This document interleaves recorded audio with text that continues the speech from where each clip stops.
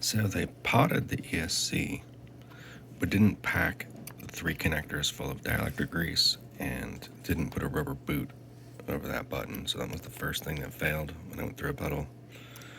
Then steering went wonky. Tried it out a few times. Nothing over here matters.